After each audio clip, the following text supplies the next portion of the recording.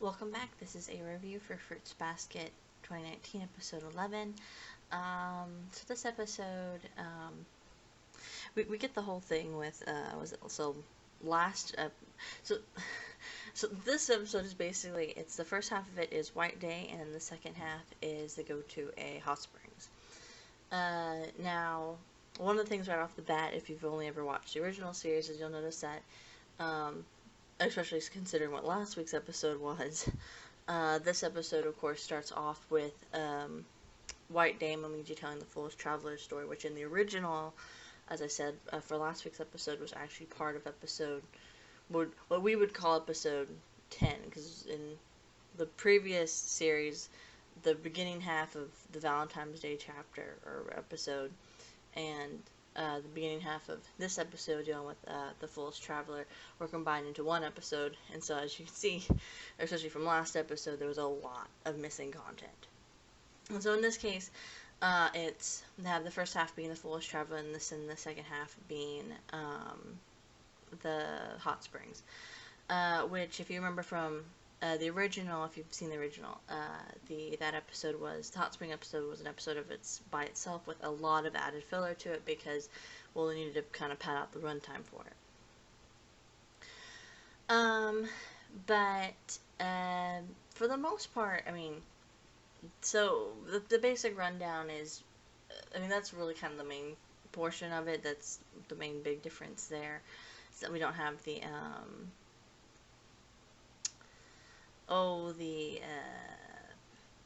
the more added filler to it. I know that one thing that a lot of people were kind of halfway disappointed with, at least when it came to the the hot spring side of the episode, was that Momiji didn't have his little Momiji song, which of course wasn't even in the original manga, so that was a completely anime original to the original series. So it makes sense that, yeah, it wasn't going to be in the remake.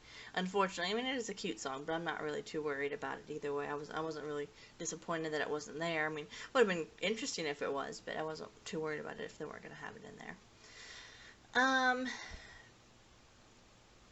then, of course, at the end of the episode, we get the reveal that Momiji and Hatsuharu are not only the same age, but they're going to be coming to Yuki and Toru's school in the next day.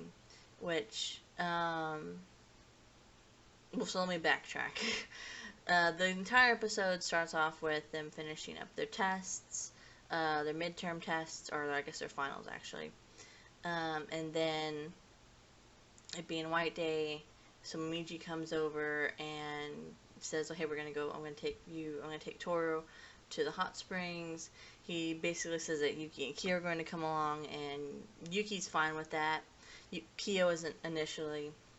And of course, earlier on in the episode, Toru got pulled aside by the teacher. You didn't know why she got pulled aside by the teacher, but it's revealed that the reason why she got pulled aside was because she was behind a payment on her the deposit for the school field trip for her second year. And so Shigure says, "Oh, hey, like, do you need any help? Because your grandfather said he would help you. He called up, and because your grandfather was informed and said he would help you out if you needed it." And Toru's like, "Oh, no, I'll be fine. Just things came up last month." And then that's when the boys realized that, oh, hey, like, the reason why she was behind a month is because she bought all the ingredients for the Valentine's chocolates. So initially you get this thing to where Kyo, and it was in the original as well, where Kyo gets really upset and you see this rage meter from 1 to 10. He's about to yell at her and scream at her, and then he calms down. You see it lower down to the 1, and then or to 0, and then he's like, "Just go take a bath. Just go take a bath." And it's funny.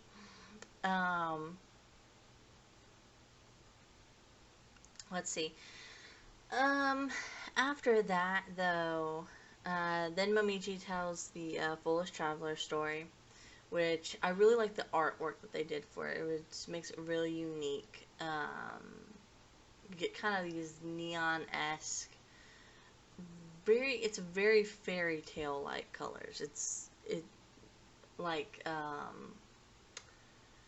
don't know how to describe it. It's like kind of like what you think of when you think of like a Grimm's fairy tale, like like the original tales of some of like the original what we consider like Disney movies, but like the old tales of them.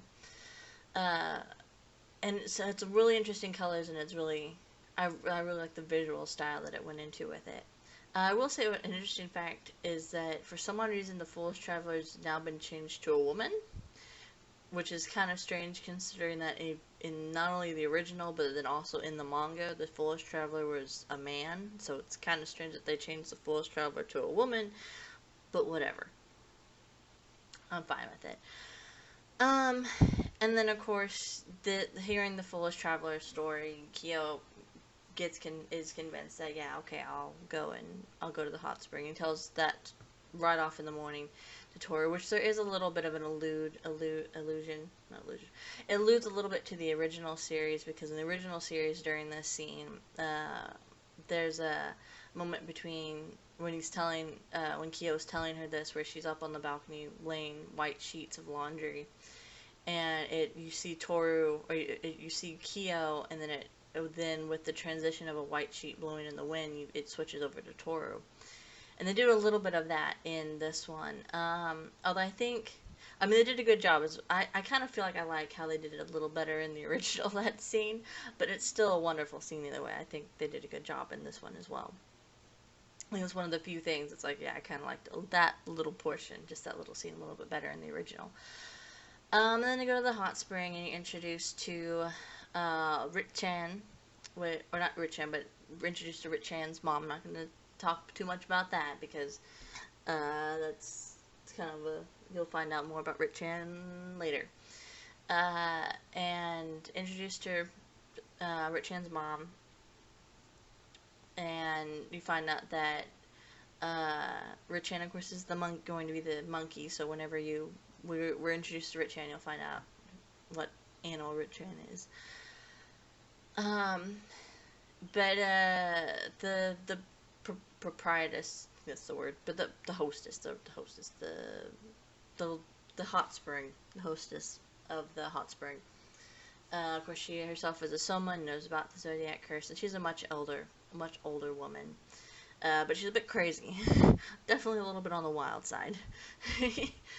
And then of course, they go to the bath and whatnot, and then Toru and the hostess get to talking, and she says she's worried about it, but then worried about complete outsider, but then but now that she's met Toru, she's a lot calmer now.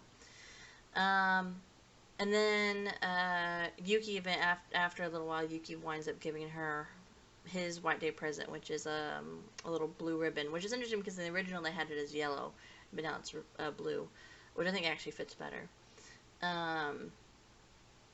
And then after that, pretty much it's that's when it's basically the end of the episode with Momiji revealing that him and Hatsuharu are actually the same age and that they're going to be coming to the school.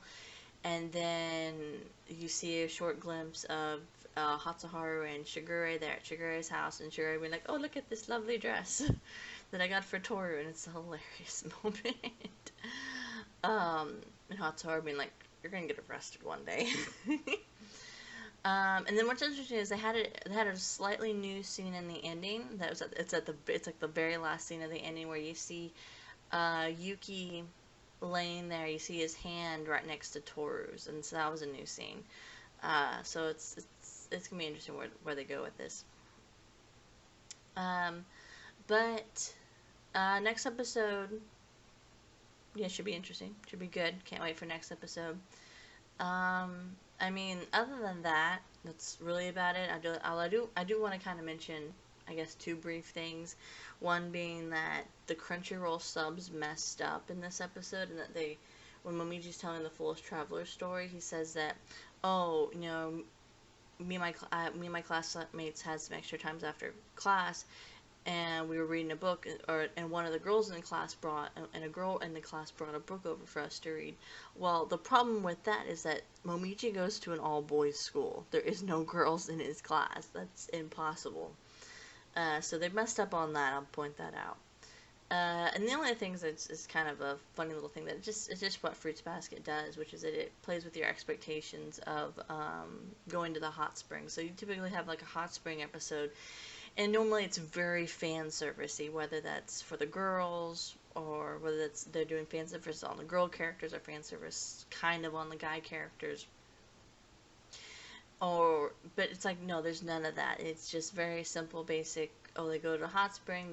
You get a little bit more character interaction, but it's not focused on the bath portion of the hot spring. It's just like, oh, they're just at a hot spring, which is kind of nice.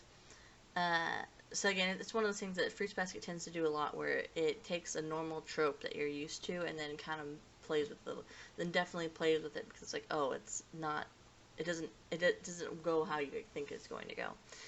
But that's really about it. So I'd say thanks for watching, and bye for now.